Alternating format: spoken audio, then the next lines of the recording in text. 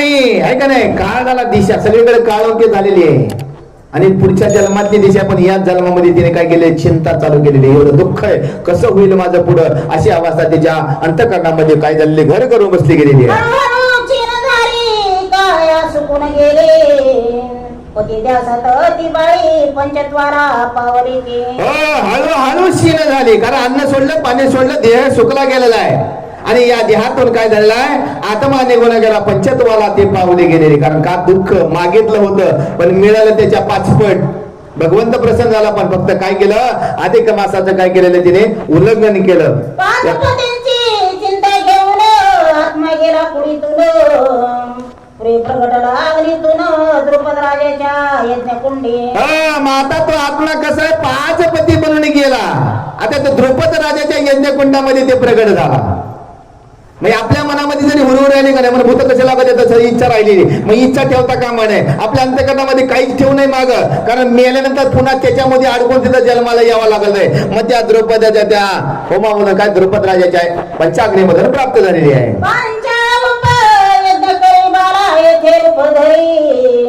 प्रगट होऊन आश्चर्य झाले सकला. माता या द्रुपद राजाने यज्ञ होम केला होता. त्या पंचाग्नी ऋषी सगळे ते धूपवती काय होते, ते यज्ञ होम करत, त्या होमामधून प्रकट झाली. इकडे कुठे भगवान शंकराने तपस्या करून हे वर प्राप्त करून घेतलं. दुर्वासुरूच्या शब्दाला काय केलं, अनुमान केला, म्हणून त्या देहातला आत्मा नाही आला. पण आत्म्याकडे जे राहिलेलं होतं ते सगळं त्या काय झालं, यज्ञ होमामधून प्रकट होऊन काय करते आहे.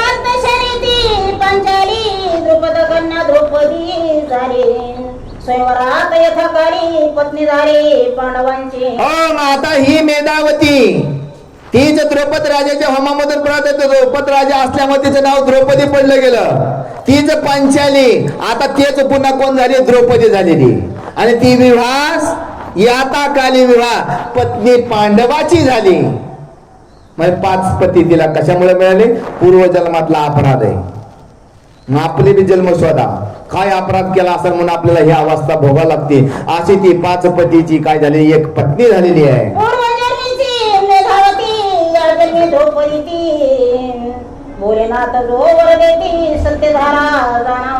माता पूर्व जन्माची ती मेधावती, या जन्मी द्रौपदी ती, भोलेनाथ जो वर देती सत्य झाला जाणावा आहे का नाही. सत्यच आहे ना. मग आपल्याला देवाने निर्माण केले, कारण देवाचं वचन कधी खोटं होत. तीच मेधावती, तीच द्रौपदी, तीच पांचाली आणि तीच 5 पांडवाची पत्नी.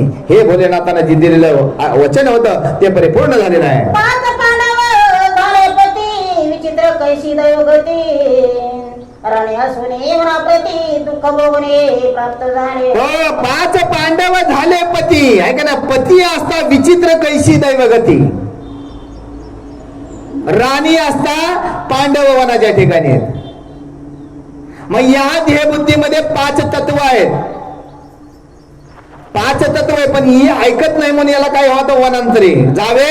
वनांतरी का, जिथं सुख लागत नाही तिथंच राहावं. मग अशी या अवस्थाची मग दुःख भोगणे त्या पांडवा. कुणामुळं, या द्रौपदीमुळं, हिच्या जन्माची ही अवस्था. म्हणून त्यांना काय झालेलं आहे, वनवास झालेला आहे. किंवा त्या अरण्यामध्ये काय जावं, दुःख भोगावं लागलंय.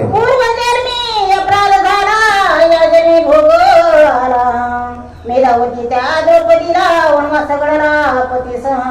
आता पूर्वी जन्मी अपराध झाला, म्हणून आत्ताच काय केलं पाहिजे, अपराधाला काय केलं पाहिजे, गवच घातला पाहिजे. या द्रौपदीची अशी अवस्था आहे. म्हणून तिने काय केलं, मेधावती द्रौपदी झाली, म्हणून वनवास त्या पांडवांना घडला. अपराधाची गोड आहे ना बघा. एकामुळे एकाच झालं. एकानं अपराध केला, 5 सजा भोगावं लागली आणि त्या सगळ्यांना राज्य सोडावं लागलं, राज्यपद सोडावं लागलं आणि वनाच्या ठिकाणी वास्तव्य करावं लागलं. एकामुळे एवढं दुःख प्राप्त झालेलं आहे.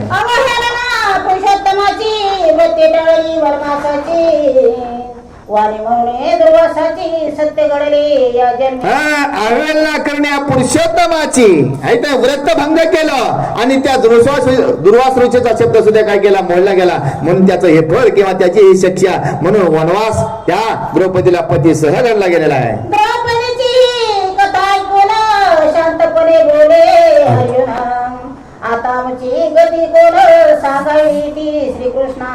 आता या द्रौपदीची अवस्था ऐकली तेव्हा अर्जुनाने सांगितलं, आमची कोण गती होईल देवा.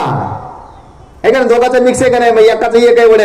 आता त्या पांडवाकडे गोपाल कृष्ण गेले होते म्हणून अर्जुनाने प्रश्न विचारला, तुम्ही तिथे राहिले तर आमचं कसं होणार आहे. आता या द्रौपदीची अशी अवस्था आहे तर अर्जुन म्हणून गोपाल कृष्ण सांगायला आमची सांगावी, आता आमची काय अवस्था होईल असं अर्जुन भगवान गोपाल कृष्णाला बोलतायत. घडाचे ते घडले पूर्वजन्मी झाले गेले, पुढे पाहिजे काय केले मार्ग आम्हाशी दाखवा. नका मामा, अर्जुनाने प्रश्न केला भगवंताला, घडायचे ते घडून गेले, व्हायचं ते होऊन गेलंय, मग आता पुढे काहीतरी मार्ग सांगावं की जेणेकरून अशा चुका होता कामा नये, त्याच्यातून आम्हाला सुख प्राप्त होईल.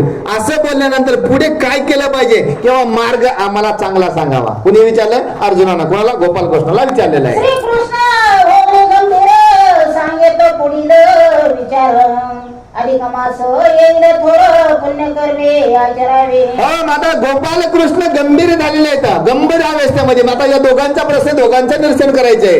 मग भगवंताने सांगितलंय पुढे येईल हे अधिक मास येईल, आणि त्या व्रताचं तुम्ही काय करावं? आचरण करावं, आणि आचरण केल्यानंतर या सगळे दुःख तुमच्याकडे येणार नाहीत असं गोपाल कृष्ण सांगताय. त्या पुरुषोत्तम महिन्यात तुम्ही होऊनी सुचिरभूत, स्नानदान उपवास व्रत निष्ठापूर्वक आचरावे.